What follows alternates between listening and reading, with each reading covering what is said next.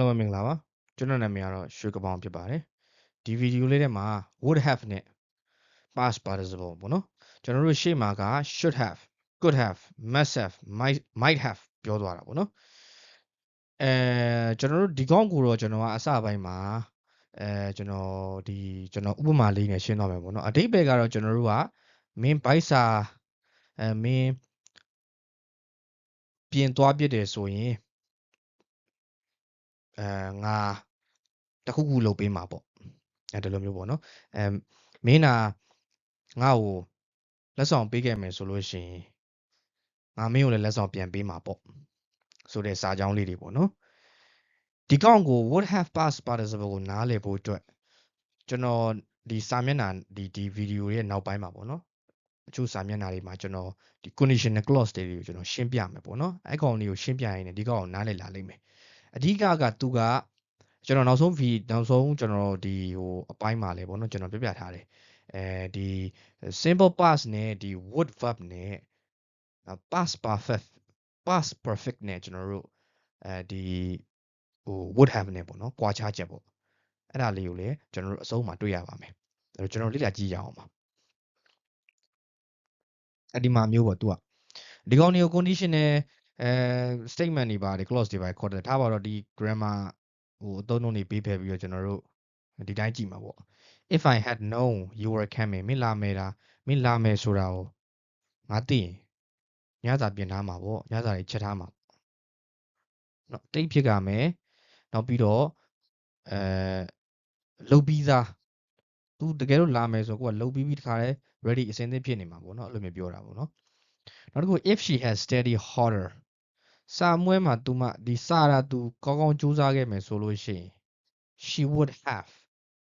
passed the exam စာမွဲကိုသူအောင်ပါနော်အခုချိန်အောင်ပြီးတော့အေးစိတ်နှက်နေုံပဲဒါလိုမျိုးစာကြောင်းလေးပေါ့နော်အဲ့တော့ကျွန်တော်နောက်တစ်ကြောင်းကဒီမှာသူရှေ့နောက်ပေါ့ဒီလိုလဲသုံးတတ်ပါတယ် I would have called you but I lost my phone ငါမင်းကိုဖုန်းခေါ်မှာဒါပေမဲ့ကွာဖုန်းကပျောက်သွားတော့နောက်တစ်ခု thanks for the help ကူညီပေးတာကျေးဇူးပါပေါ့ I wouldn't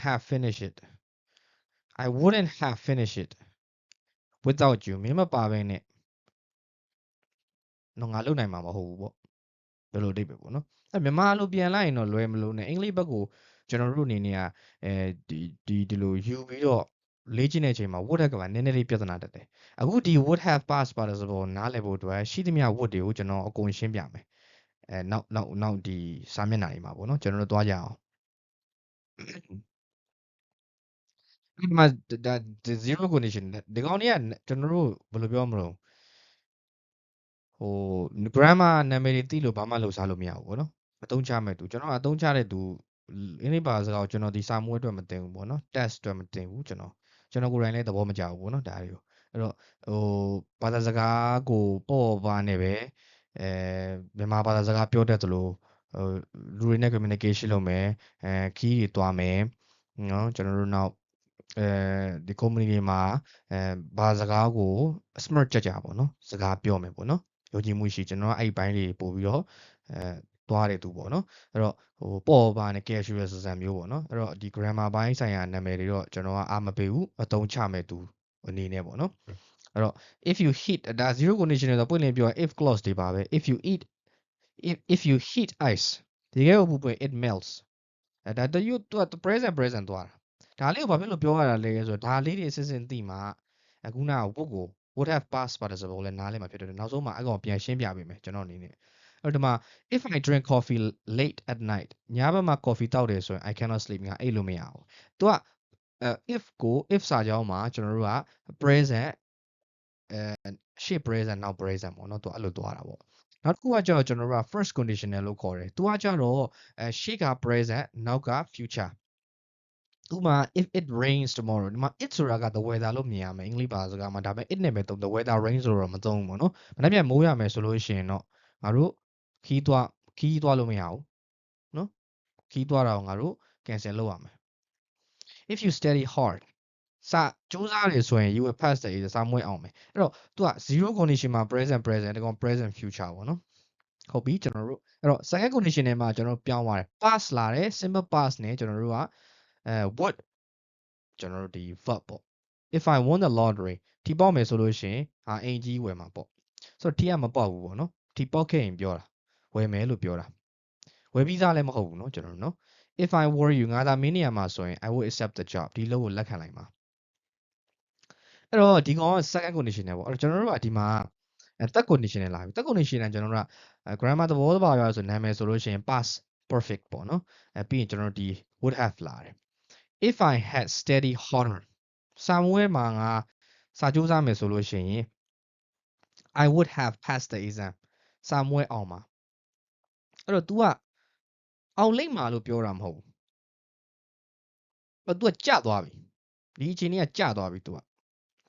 ဟိုကောင်မှာကြတော့ရှေ့ကကျွန်တော်တို့က second condition ထဲမှာကြတော့ तू ကငါတာထီပေါက်မယ်ဆိုရင်အိတ်ဝင်မယ်ဆိုတာထီကမပေါက်သေးဘူးပေါ့နော်ပေါက်ရင်ဝဲမှာပေါက်မှာဝဲမှာဒီကောင်ကကြတော့ကြသွားပြီဒီကောင်ဖြစ်ပြီးသွားပြီ तू ဖြစ်ပြီးသွားမှာပြီးပွင့်နေပြောမယ်ဆိုလို့ရှိရင်ဟိုနည်းနည်းလေးတော့ဟိုဒီစကားပြောလိုက်ရင် should နဲ့သွား should have နဲ့သွားရောမှာလဲကျွန်တော်ဆိုးတယ်ပေါ့နော်ဒီကနောင်တလေးနည်းနည်းလေးပါတယ်ပေါ့နော်အဲ့လိုတော့ပေါ့နော်အဲ့တော့ငါစာကြိုးစားရင်ကွာစာမွေးအောင်ပါအောင်ပြီးပြီလို့လောက်တစ်ခုလုံးနေလောက်ပြီပေါ့အဲ့လိုမျိုးပေါ့နော်အဲ့လိုအဓိပ္ပာယ်ဆောင်တယ်သူက if they had taken a taxi သူတို့ taxi ငားမယ်ဆိုရင် they wouldn't have missed the train အဲ့တော့မငားခဲ့ဘူးမလုပ်ခဲ့ဘူးဟိုကောင်က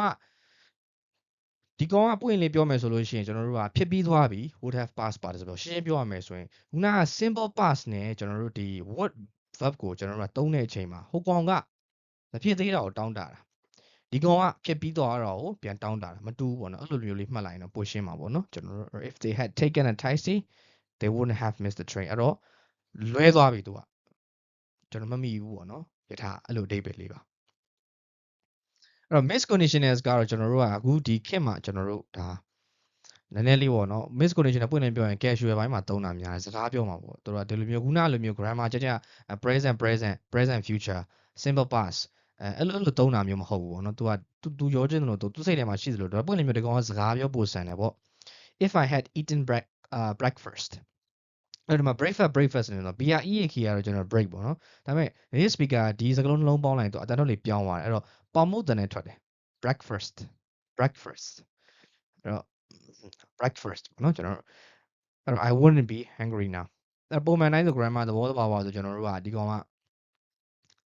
past perfect နဲ့ကျွန်တော်တို့ဟိုကောင် would have နဲ့တွဲတာပေါ့နော်ထားပါတော့ဒီမှာ miscondition နဲ့ဆိုတော့ရောနေ if I were better at English အင်္ဂလိပ်ဘာစကားတာကွာငါတော်တယ်ဆိုလို့ရှိရင်ငါဒီလောက်ကိုရှောက်ထားလိုက်ပြီငါမရှောက်ဘူးပေါ့နော်မရှောက်ဘူးအဲ့ဒါကတော့ miscondition နဲ့တော့ကျွန်တော်ကြိုးရှိမယ်လို့ယုံကြည်ပါတယ်